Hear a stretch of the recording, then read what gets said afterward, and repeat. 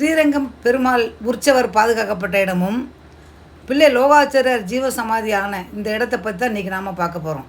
யானைமலையில் அமைந்துள்ள இந்த பிள்ளை லோகாச்சாரியர் கோயில் பல வரலாறுகளை கொண்டுள்ளது. அந்த கதைகளை கூட இங்கே கல்வெட்டா எழுதியிருக்காங்க. அந்த கதைகளை நீங்கள் இப்படி கூட பார்த்துக்கலாம். 13ஆம் நூற்றாண்டின் முற்பகுதியிலிருந்து 14ஆம் நூற்றாண்டின் முற்பகுதி வரை சுமார் 118 ஆண்டுகள் வாழ்ந்த பிள்ளை லோகாச்சாரியர் ஒரு முக்கிய வைணவ தலைவர், துறவி மற்றும் தத்துவ ஞானி ஆவார். விசிஷ்டாத்வைத தத்துவத்திற்கு முக்கியமான பல படைப்புகளையும் எழுதியுள்ளார். அவர் ஸ்ரீரங்கத்தில் இருந்த காலத்தில் முகலாயர்கள் பாண்டிய நாட்டின் மீது படையெடுத்தனர்.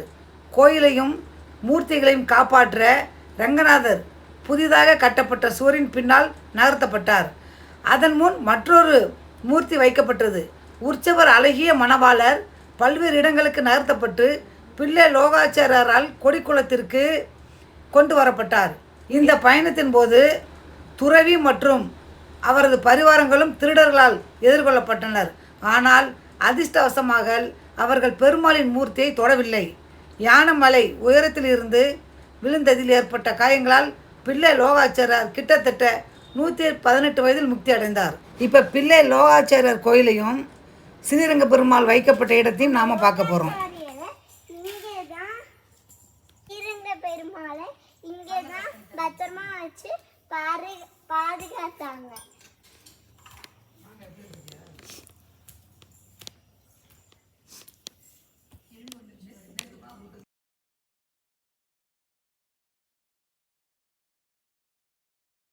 இப்போ நம்ம லோகாச்சாரியரில் போய் பார்க்கலாமாங்க.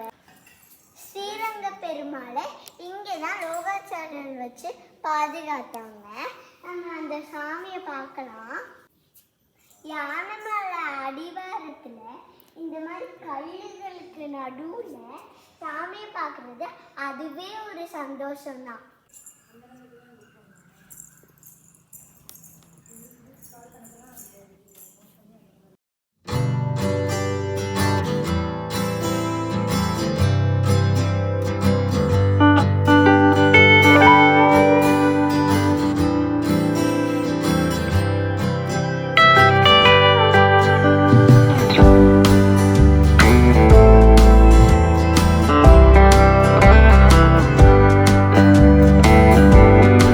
இதுதான் பிள்ளை லோகாச்சாரியருடைய சன்னதி. இவருடைய அருள் எல்லாருக்கும் கிடைக்கட்டும்.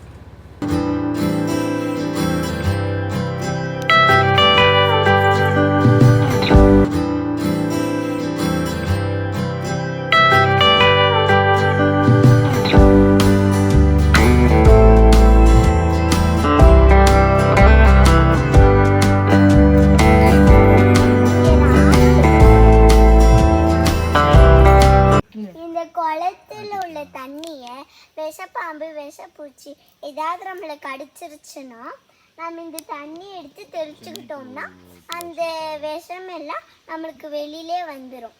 கதைகள் இருக்கு. இந்த கிணத்துல உள்ள தண்ணியை தான் இந்த ஊர் மக்கள் தண்ணியை எடுத்து குடிச்சிட்டு இருக்காங்க. அதை 5 நாள் ஆனாலும் பழைய சாப்பாடு அந்த தண்ணியில் வச்சா கெட்டே போகாது. கெட்டது செஞ்சுட்டு வந்து தண்ணி எடுத்தா அவங்களுக்கு மேலே இருக்க அந்த தேனி வந்து கொட்டும். நல்லது செஞ்சுட்டு வந்து எடுத்தா அவங்களுக்கு தேனி எதுவும் பண்ணாது.